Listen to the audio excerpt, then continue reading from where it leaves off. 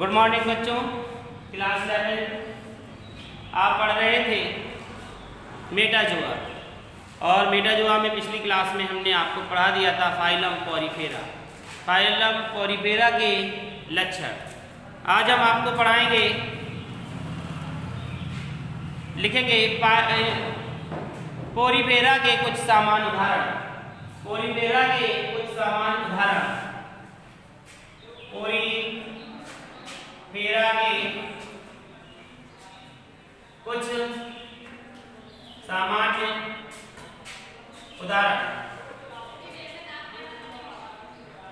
Porifera के कुछ सामान्य उदाहरण तो देखिए किस प्रकार से पॉरीफेरा में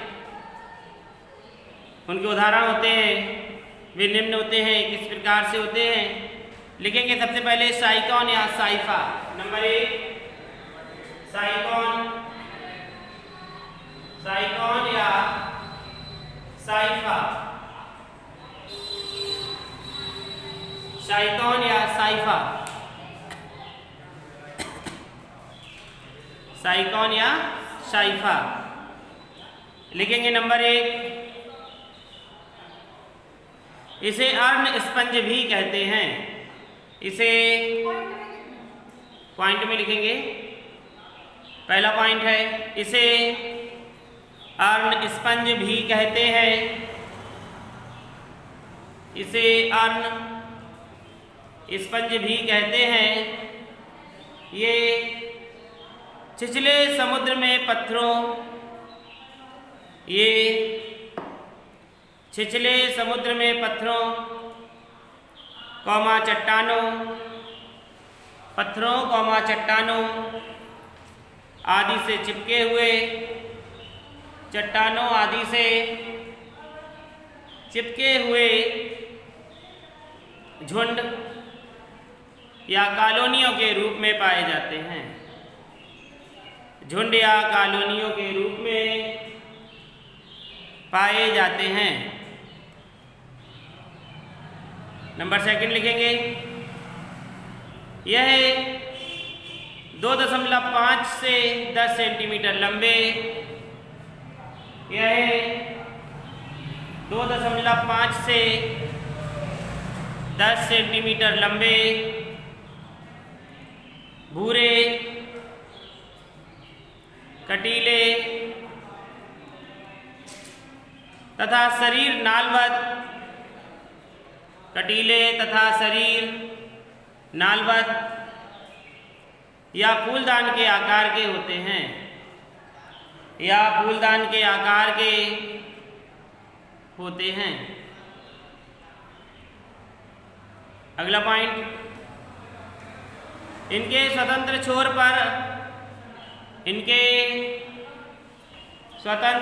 पर ऑस्कुलम, इनके स्वतंत्र छोर पर ऑस्कुलम के चारों ओर, इसके स्वतंत्र छोर पर ऑस्कुलम के चारों ओर लंबी सुई, सादृश एकक्षीय, लंबी सुई सादृश एकक्षीय कंटिकाओं की बनी, एकाक्षीय कंटिकाओं की बनी ऑस्कुलर झालर होती है। कंटिकाओं की बनी ऑस्कुलर झालर होती है।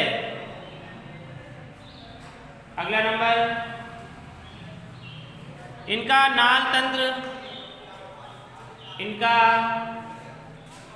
तंत्र साइकॉन प्रकार का होता है। इनका नाल तंत्र साइकॉन प्रकार का होता है। अगला पॉइंट, इनमें कीप कोशिकाएं कशाभी नलिकाओं की दीवार पर होती हैं। इनमें कीप कोशिकाएं कशाभी, इनमें कीप कोशिकाएं कशाभी नलिकाओं की दीवार पर होती हैं।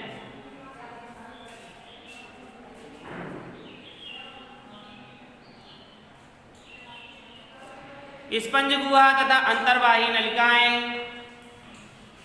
स्पंज गुहा तथा अंतर्वाही नलिकाएं शरीर के चर्म स्तर की भांति, शरीर के चर्म स्तर की भांति पिनैकोसाइट कोशिकाओं द्वारा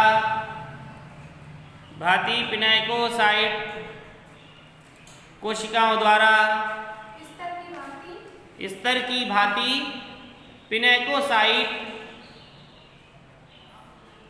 कोशिकाओं द्वारा स्तरित होती है। तो देखिए इसमें हमने आपको ये बताया कि जो साइकॉन या साइफा है ये कैसे हैं, इसकी लंबाई कैसी है और ये कहाँ पर पाए जाते हैं। तो ये छिछले समुद्र के पत्थरों, चट्टानों आदि में चिपके हुए होते हैं, ठीक है। और कैसे रहते हैं, झुंड के रूप में, वहाँ पे एक नहीं होते हैं, बहुत सारे चिपके रहते हैं। और जो इनका आकार होता है वह 2 से 10 सेंटीमीटर लंबा भी होता है। और ये कैसे होते हैं, कटीले, मतलब ऊपर से इनकी जो शरीर की रचना होती है वो कटीली कटीली कांटे कांटे से दिखाई देते हैं। और ये फूलदान के समान दिखाई देंगे, आपको ऐसा लगेगा जैसे फूलदान हो। आपने जैसे नागफनी देखा होगा, तो नागफनी में एक पौधा इस प्रकार से ऐसे लगा होता है और ऐसे लगा होता है, देखने उसी में रेड से फ्लावर्स आ जाते हैं, कंटक होते हैं देखने में जो बहुत अच्छा लगे। किसमें क्या लगे होते हैं, कांटे से लगे होते हैं। ऐसे ये भी होता है। और जो इनकी नलिका की दीवार होती है कैसी होती है, स्पंज गुहा होती है, यानी कि पानी को सोखने और बाहर निकालने स्पंज गुहा नलिकाएं होती है। तब इसका हम आपको डायग्राम बनवा रहे हैं, आप सभी को डायग्राम बनाना है, बना लीजिए जिससे ये पता चल जाए कि स्पंज है क्या। बनाएंगे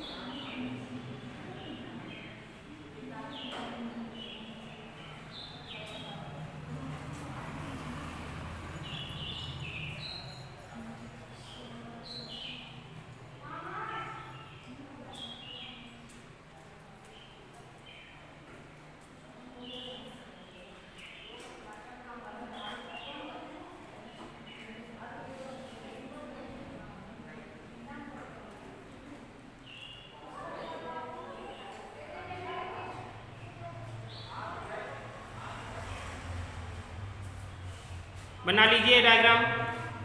ये डायग्राम है साइकॉन या साइफा का। देखिए जो सबसे पहले आप ऊपर देख रहे हैं यहाँ पर इस तरीके से जो संरचना बनी हुई है, इसे हम कहते हैं अपवाही रंध्र। तो अपवाही रंध्र का मतलब होता है सोखने का कार्य करता है या बाहर निकालने का कार्य करता है। ये स्फुलम झालर, जिस तरीके से आप देख रहे हैं ये झालर जैसी संरचना बनी है, तो ये स्फुलम झालर कहते हैं। आप इसमें देख रहे हैं कि इसमें ये क्या कंटक लगे हुए हैं, तो इन कंटकों को हम कहते हैं चर्म रंध्र, यानी कि चर्म की खाल पर लगे हैं। रंध्र मतलब छेद है।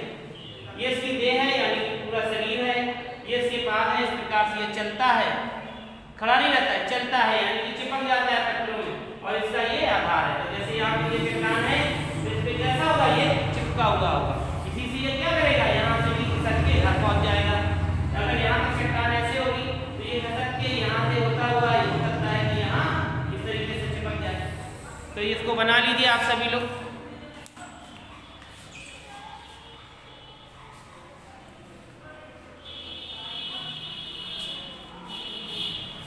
दूसरा पढ़ाना है।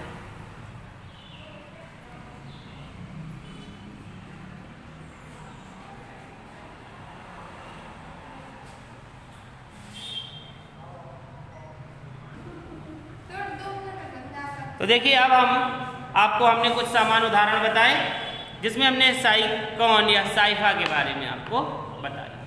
इसके बाद इसका एक उदाहरण और है जिसका नाम है यूप्टेकेला। ठीक है, यूप्लेक्टेला सुना भी होगा आपने, पिछली क्लास में पढ़ा भी होगा, जिसका नाम है यूप्लेक्टेला। लिख लेंगे यूप्लेक्टेला।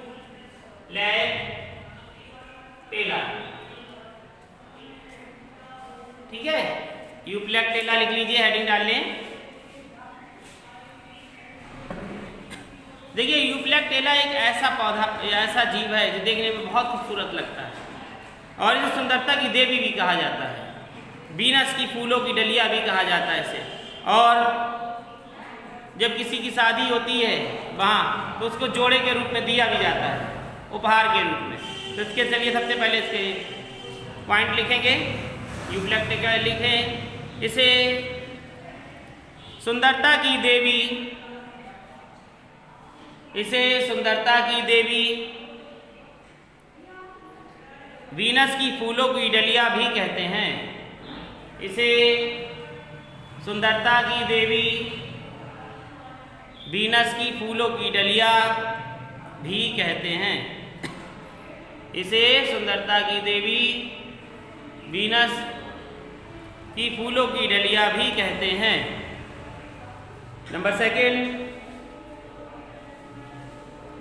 ये जापान, सेकंड में लिखेंगे ये जापान, फिलीपींस, ये जापान, फिलीपींस आदि देशों के निकट, ये जापान, फिलीपींस आदि देशों के निकट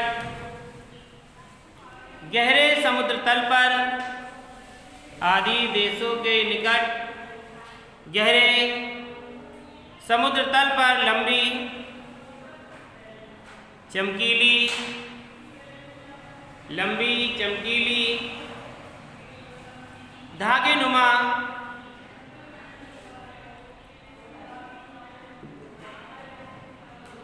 के कीचड़ों में फंसे हुए रहते हैं। कीचड़ों में फंसे हुए रहते हैं। नंबर 3 लिखेंगे, इनका शरीर लगभग 3 सेंटीमीटर लंबा, इनका शरीर लगभग 30 सेंटीमीटर लंबा, नालवत तथा घुमावदार होता है। इनका शरीर लगभग 30 सेंटीमीटर लंबा, नालवत तथा घुमावदार होता है। अपवाही रंध्र एक छिद्रयुक्त प्लेट द्वारा, अपवाही रंध्र एक छिद्रयुक्त प्लेट द्वारा ढका रहता है। अपवाही रंध्र एक छिद्र युक्त प्लेट द्वारा ढका रहता है। नंबर अगला लिखेंगे, इसकी देह पतली लेकिन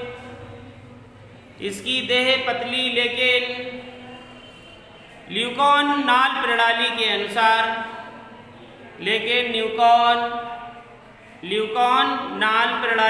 अनुसार रचना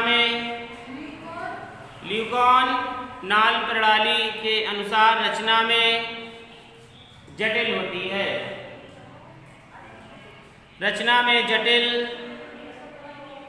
होती है। अगला पॉइंट लिखेंगे, ये सजावट के रूप में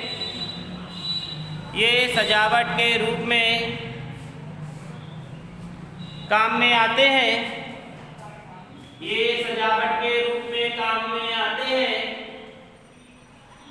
तथा जापानी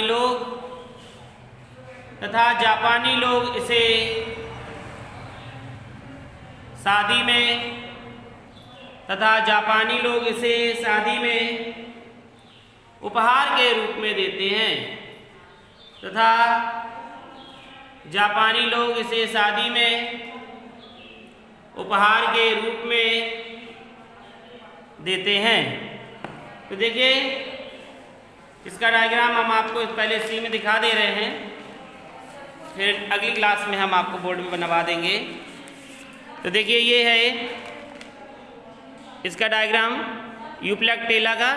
तो इस प्रकार का ये जो है देखने में बहुत खूबसूरत होता है। लोग इसे सजावट के रूप में लगाते हैं तथा इसे शादी विवाह में उपहार के रूप में दिया जाता है नौ जोड़े को, जिसकी शादी होती है। क्योंकि एक चीज प्रदर्शित करता है क्या? क्योंकि ये जो आपने देखा इसका डायग्राम, ये दो है और आपस में चिपके हुए हैं। और जिस प्रकार से स्त्री और पुरुष को क्या बताया गया है, अर्धनारीश्वर और अर्धनारीश्वर, उसी की तुलना करके इसे दिया जाता है कि ये तुम्हारे लिए क्या संकेत कि हमेशा साथ में ही रहो, अलग ना रहो। इसलिए इसकी मान्यता के अनुसार इसे लोग वहाँ शादियों में देते हैं। तो ये आज का हम इतना ही, कल हम इसका आर्थिक महत्व तथा इसके लक्षण और अगला संघ आपको पढ़ेंगे।